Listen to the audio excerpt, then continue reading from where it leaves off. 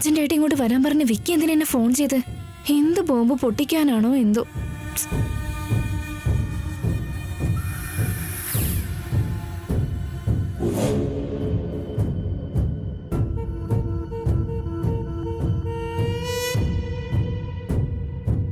എന്തു പറ്റി? എന്തിനാ അർജന്റായിട്ട് കാണണമെന്ന് പറഞ്ഞ?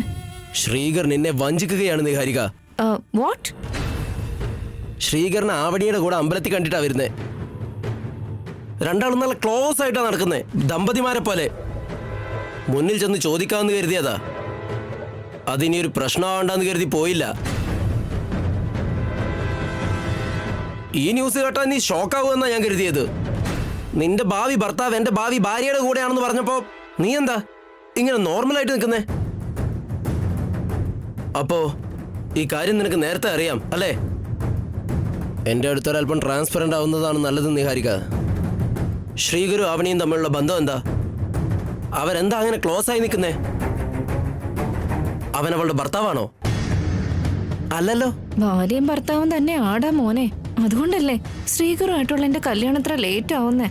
ആ കാര്യം നിന്നോട് പറഞ്ഞു കഴിഞ്ഞാ അവനെ ഒഴിവാക്കി പിന്നെ എന്റെ പുറകെ വന്നോളൂ.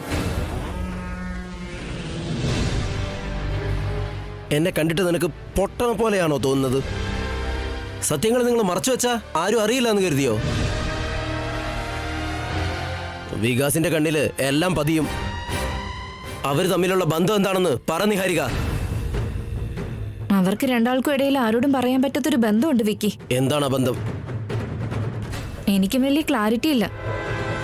എന്റെ തോന്നലൊക്കെ ശരിയാണെങ്കിൽ ലവേഴ്സ് ആകാനാ സാധ്യത. ലവോ? അതെ. അവർക്ക് രണ്ടാൾക്കും ഇടയിൽ അങ്ങനെ ഒരു ബന്ധം ഉണ്ടെന്ന് അറിഞ്ഞിട്ടാണോ നീ ശ്രീകറിനെ കല്യാണം കഴിക്കാൻ റെഡിയത്? പിന്നെ എന്താ ഞാൻ വേണ്ടേ? ഞാൻ ശ്രീകറിനെ സ്നേഹിച്ചു പോയി. ശ്രീകറിനെ കല്യാണം കഴിക്കാൻ ഡിസൈഡ് ചെയ്തു. ശ്രീകർ ഇതുവരെ സത്യം തുറന്നു പറഞ്ഞിട്ടില്ല. അങ്ങനെയുള്ളപ്പോ ഞാനെന്തിനാ സത്യം പറയുന്നേ? നിന്നെ കെട്ടാൻ വേണ്ടിയിട്ടാ സമയം ഉണ്ടാക്കി ദുബായിൽ നിന്ന് വന്നത്. പ്രതീക്ഷിക്കാതെ ആവണിയെ സ്നേഹിച്ചു പോയി. എന്നിട്ടിപ്പോ ആവണി സ്നേഹിക്കുന്നത് മറ്റൊരാളെ. What A bloody situation. ഇനി ഞാൻ എന്താ വേണ്ടത്? ശ്രീകറിനെ കൊന്നു കഴിഞ്ഞാ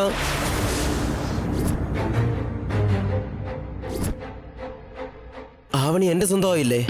വെറുതെ ഓരോ വട്ട് വിളിച്ച് പറയല്ലേ വിക്കി. വട്ട് പിടിക്കുന്നുണ്ടോ? ഞാൻ എന്ത് ചെയ്യണമെന്നാ? നീ ഒന്നും ചെയ്യണ്ട, എല്ലാം ഞാൻ നോക്കിക്കോളാം. ആവിനെ ഇഷ്ടപ്പെടുന്ന ശ്രീകറിനെ ഞാനുമായിട്ടുള്ള കല്യാണം വരെ എത്തിച്ചതാ. ശ്രീകറിനെ ഇഷ്ടപ്പെടുന്ന ആവിനിയെ നീയുമായിട്ടുള്ള കല്യാണം വരെ ഞാൻ എത്തിക്കും. ആ റെസ്പോൺസിബിലിറ്റി എന്റെയാ. അപ്പോ ഒരു പ്രേമ ജോഡിയെ വേർപ്പെടുത്തി നമ്മൾ കല്യാണം കഴിക്കണോ? എനിക്ക് ശ്രീകർ എന്റെ പ്രാണനാ.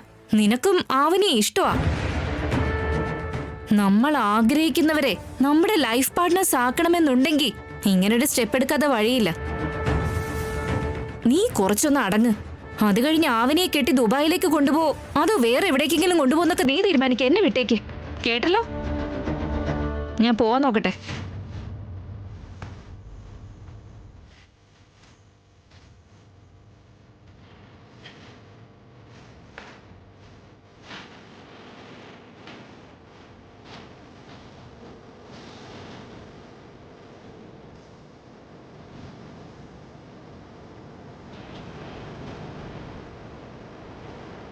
എനിക്ക് ആവണിയെ വേണം.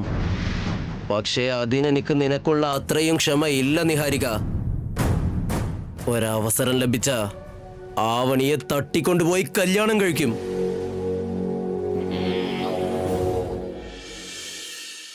ഒരു മിനിറ്റ്.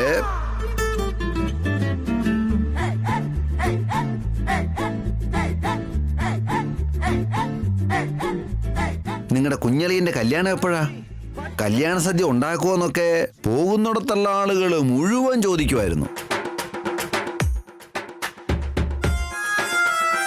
മറുപടി ഇല്ലാഞ്ഞിട്ടേ ഞാൻ ചമ്മി ഒരു ചിരിയിരിക്കും. ഇനി ആര് ചോദിച്ചാലും അടുത്ത മാസം 6-ാം തീയതി ഗംഭീരമായിട്ടൊരു സദ്യ ഒരുക്കുമെന്ന് ധൈര്യമായിട്ട് എനിക്ക് പറയാം.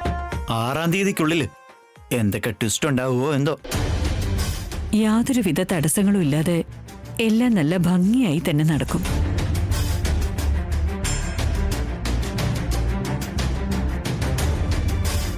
കുറച്ചു നേരത്തേക്ക് ആ കാര്യം ഒന്ന് എല്ലാവരും ഒന്ന് മാറ്റിവെക്കോ. എനിക്കൊരു കാര്യം ചോദിക്കാനുണ്ട്.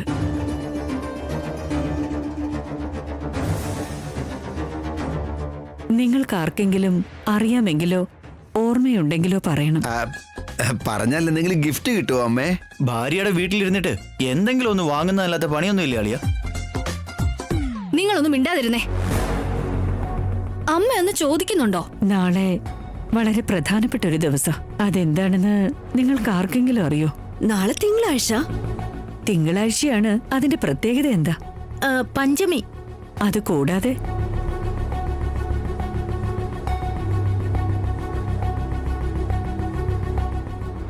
ഞങ്ങളുടെ സൂപ്പർ സ്റ്റാറിന്റെ പുതിയ പടം റിലീസിലല്ലോ അമ്മേ. വേറെന്താ കാര്യം? നമ്മുടെ ഫാമിലിയായിട്ട് ബന്ധപ്പെട്ട എന്തെങ്കിലും ഉത്സവം ഉണ്ടോ അമ്മേ? അതുപോലെയൊന്ന്. വേറെ ആരും അത് പറയില്ല. നീ തന്നെ അത് പറഞ്ഞേക്ക് വേദ. നിങ്ങൾ പറയേട്ടാ.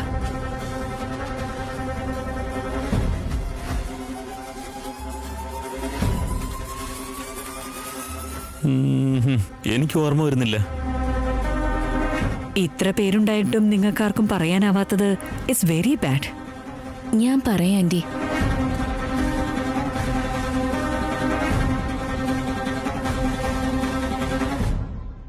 പറഞ്ഞ നീ മിടിക്കുക മോളെ. പറ. ഞങ്ങളുടെ ഫാമിലി ആയിട്ട് ബന്ധപ്പെട്ട കാര്യം ഞങ്ങൾക്ക് പോലും ഓർമ്മയില്ല. ഇവക്കത് ഓർമ്മയുണ്ടത്രേ, വെറുതെ ഷോ ഇറക്കാനായിട്ട്. അവള് പറയട്ടെ. തെറ്റിപ്പോയ കാറ്റടിച്ച് ഏറി കയറ്റാലോ. പറ.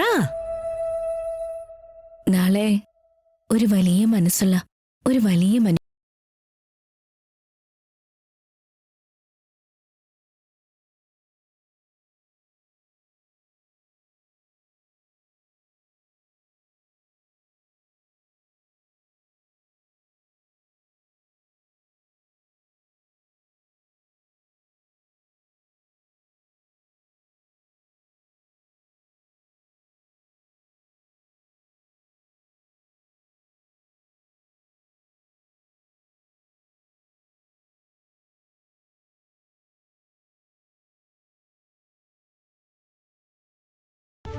അദ്ദേഹം മാത്രമാണ് എതിരാളി.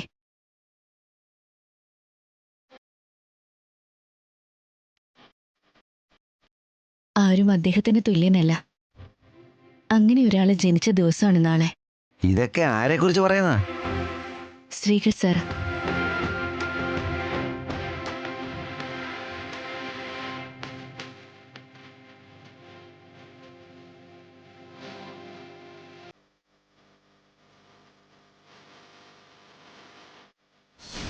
നാളെ ശ്രീകർ സാറിന്റെ ജന്മദിനമാണ്.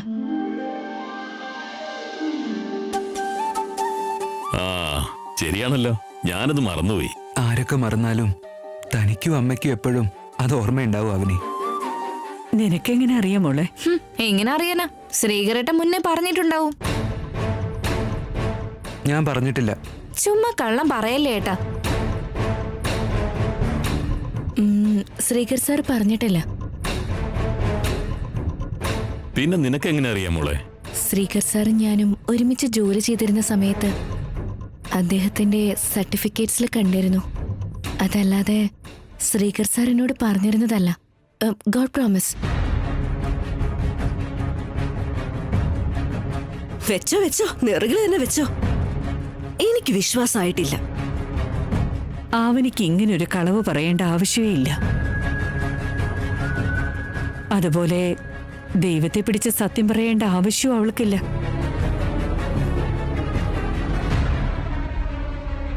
സർട്ടിഫിക്കറ്റ്സ് എല്ലാം നോക്കി ഇതെല്ലാം ഓർത്തു വെക്കുന്നത് വലിയ കാര്യമോളെ. എന്റെ ബർത്ത്ഡേ താൻ ഓർത്തു വെച്ചതിന് വെരി വെരി താങ്ക്സ് അവനി. അടുത്ത വർഷം എനിക്കിത് ഓർമ്മ കാണും ഏട്ടാ. എന്റെ മോന്റെ ഗുണഗണങ്ങളെ കുറിച്ച് നീ ഇപ്പൊ തന്നെ ഒരുപാട് പറഞ്ഞു മോളെ. കേട്ടപ്പോ എനിക്ക് ഒരുപാട് സന്തോഷായി. നല്ല നല്ല ആളുകളെ കുറിച്ച് എല്ലാവരും നല്ലത് മാത്രമേ പറയൂ ആന്റി. ശരി ശരി, എല്ലാവരും കഴിക്കാൻ നോക്ക്.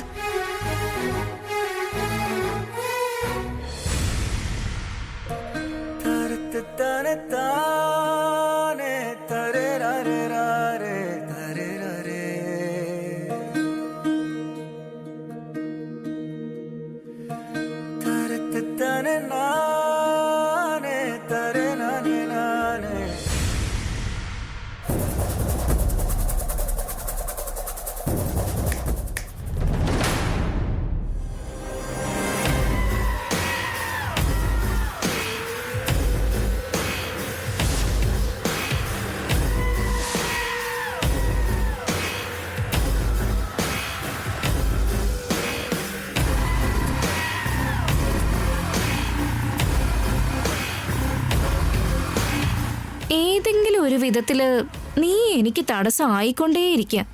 ഈ ഗെയിമിൽ നിന്ന് നിന്നെ എലിമിനേറ്റ് ചെയ്യാൻ പറ്റുന്നില്ല.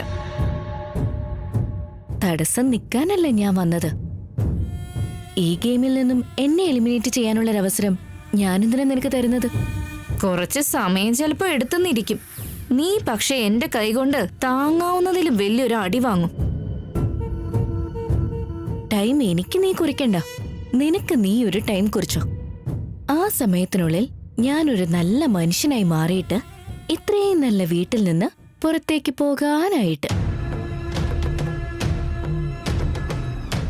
അപ്പോഴെങ്കിലും ഭഗവാന് നിന്റെ മേലിത്തിരി ദയയും കരുണയൊക്കെ ഉണ്ടാവും. ഇല്ലെങ്കിലേ നിനക്ക് താങ്ങാവുന്നതിലും വലിയ അടി കിട്ടും. കാണണം. മുമ്പില് എന്റെ ഭർത്താവിന്റെ ബർത്ത്ഡേയെ കുറിച്ച് പറഞ്ഞിട്ട് വലിയ ആളായെന്ന് തോന്നുന്നുണ്ടോ അവനി? ആരും പറയാത്തത് ഞാൻ പറഞ്ഞിട്ടുണ്ടെങ്കിൽ അതൊരു വലിയ കാര്യമല്ലേ? ഒരു ചെറിയ പന്തയം വെച്ചാലോ? പറ. രാത്രി 12 മണിക്ക് ഞാൻ ശ്രീകരേട്ടനോട് വിഷസ് പറയും. എന്നേക്കാൾ മുമ്പ് നിനക്കതിന് കഴിയോ? വിഷസ് നീ ആദ്യം പറയോ അതോ ഞാനാണോ ആദ്യം പറയുന്നതെന്ന് നോക്കിയാലോ? എന്താ ഈ ആലോചിക്കുന്നെ? അത് നിനക്ക് കഴിയില്ലെന്ന് ഇപ്പോഴേ നീ അങ്ങ് ഡിസൈഡ് ചെയ്തോ? പന്തയം കൊള്ളാം. എനിക്കിതിന് കഴിയില്ലെന്ന് ഞാൻ ഇപ്പോഴേ എങ്ങനെ സമ്മതിക്കാനാ? സമ്മതിക്കുന്ന പ്രശ്നമേ ഇല്ല. എന്നാ പരാജയത്തിന്റെ രുചി അറിയാൻ വേണ്ടി നീ തയ്യാറായിട്ട് നിന്നോ. Sure and same to you. കളി എന്നോട് വേണ്ട, നക്ഷത്രം എണ്ണു നീ. കളി എന്റെ അടുത്താണെങ്കിൽ നീ 3 കുടം വെള്ളം കുടിക്കേണ്ടി വരും. അത്രയ്ക്കൊക്കെ ഉണ്ടോ? വേദവതി അമ്മയുടെ ജാതകത്തിൽ പിറന്നു എന്നുള്ള ഒറ്റ കാര്യം ഒഴിച്ചാ വേറൊരു കാര്യത്തിൽ നീ എനിക്കൊരു എതിരാളിയല്ല. ഓക്കെ ബേബി, രാത്രി 12 മണിക്ക് എന്റെ ഭാവി ഭർത്താവ് ശ്രീകരേട്ടനോട് ആരാദ്യം പോയി ജന്മദിനാശംസകൾ പറയൂന്ന് നോക്കാം.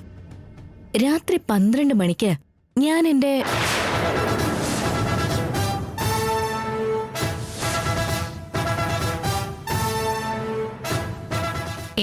എന്ന് പറഞ്ഞ് നിർത്തിയത് എന്താ? ശ്രീകരേട്ടൻ നിന്റെ ആരോ ആണെന്നതുപോലെ പറയേ. വേണ്ടെന്നേ, ചങ്ക് പൊട്ടിച്ചാവു നീ.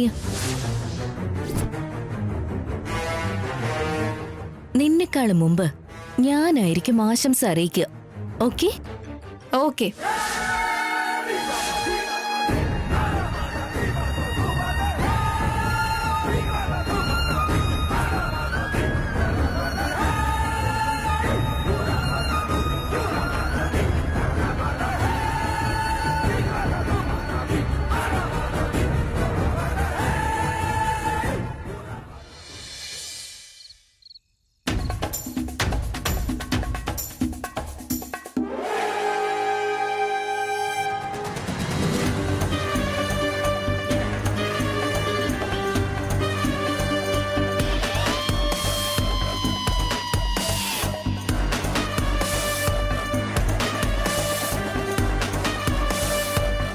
എന്താ നിഹാരിക, നിന്റെ റൂമിലേക്ക് പോവാതെ ഈ ഹാളിൽ തന്നെ ഇങ്ങനെ നിൽക്കുന്നത്?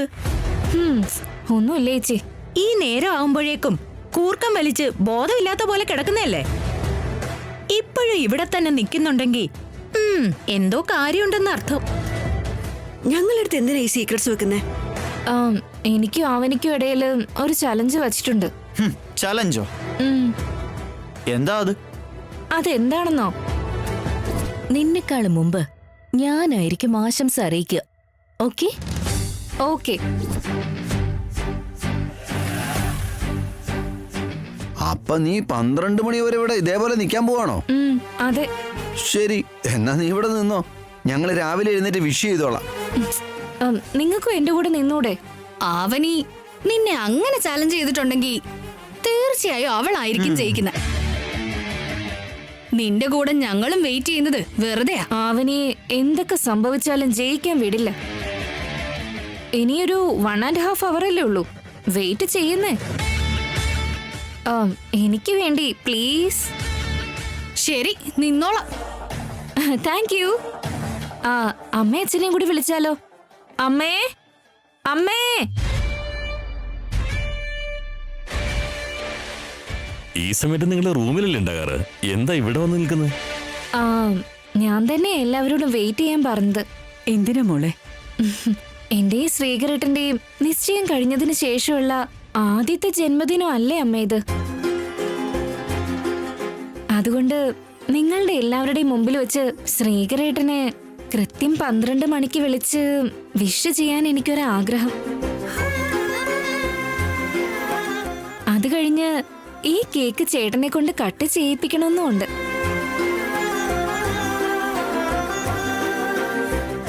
പന്ത്രണ്ട് മണിയാകുമ്പോ ശ്രീകരേട്ടന്റെ റൂമിന്റെ അടുത്തേക്ക് ചെന്ന് വാതില് തുറന്ന് ഉറക്കത്തിലുള്ള ശ്രീകരേട്ടനെ വിളിച്ചുണർത്തിയിട്ട് വിഷസ് പറയാം.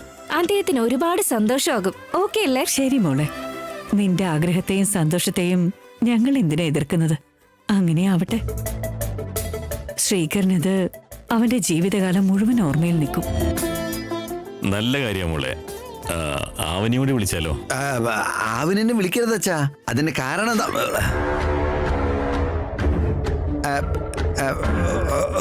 ഒന്നുമില്ല അച്ഛാ, ഒന്നുമില്ല. ആ, അമ്മ ഇവിടെ ഇരിക്കുന്നേ. അവനിയെ വിളിക്കാം മോളെ. അവനെ നല്ല ഉറക്കത്തിലായിരിക്കും. നമ്മൾ എന്തായാലും ഇവിടെ ഉറങ്ങാതെ നിൽക്കുവല്ലേ. അവനെ എന്തിനാ വെറുതെ ഡിസ്റ്റർബ് ചെയ്യുന്നേ? അമ്മ ഇവിടെ ഇരിക്കുന്നേ.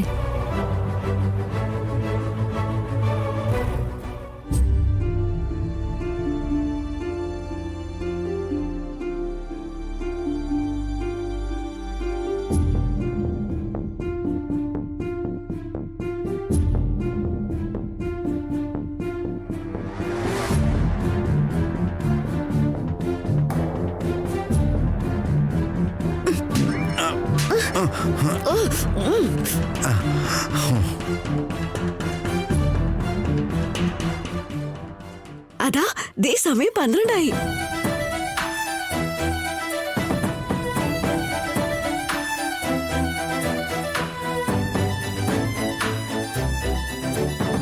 അവൻ ഇതുവരെ പുറത്തു വന്നിട്ടില്ല.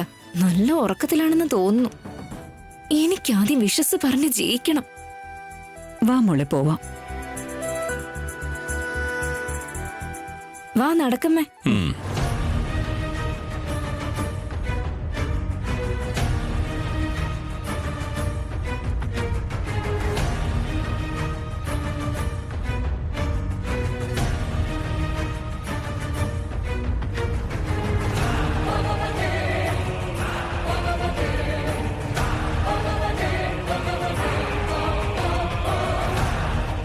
ആളിയൻ എന്തായാലും ഇന്ന് ഞെട്ടിത്തരിക്കും. Door open ചെയ്യുമോളെ.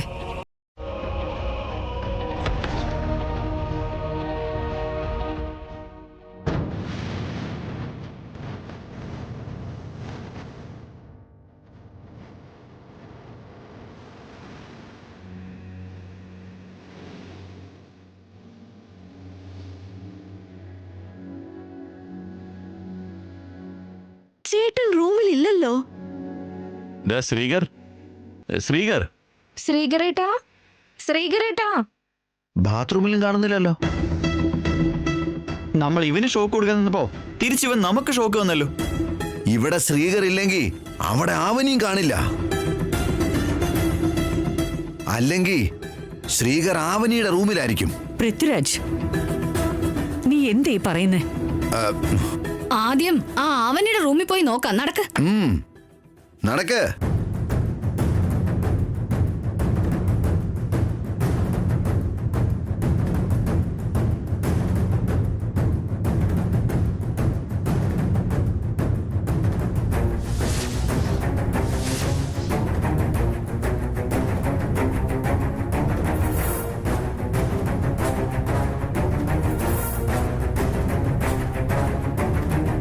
ഞാൻ പറഞ്ഞില്ലേ, പറഞ്ഞതുപോലെ തന്നെ ആയില്ലേ? രണ്ടുപേരും എങ്ങോട്ടാ പോയത്? ഞാൻ ഭാവി ഭാര്യയല്ലേ.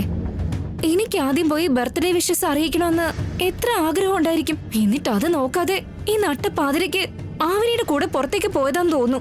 എന്തൊരു കഷ്ടോ ഇത്. ഇതെല്ലാം ആവനിയുടെ പണിയായിരിക്കും. അവനെ പറഞ്ഞു മയക്കി ഇവിടുന്ന് വിളിച്ചോണ്ട് പോയതായിരിക്കും. പക്ഷെ ശ്രീകറിനൊരു ബോധം വേണ്ടേ?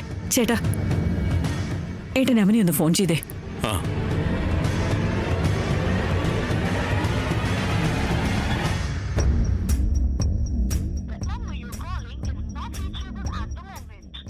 നോൺ റീച്ചബിളാ വേദ.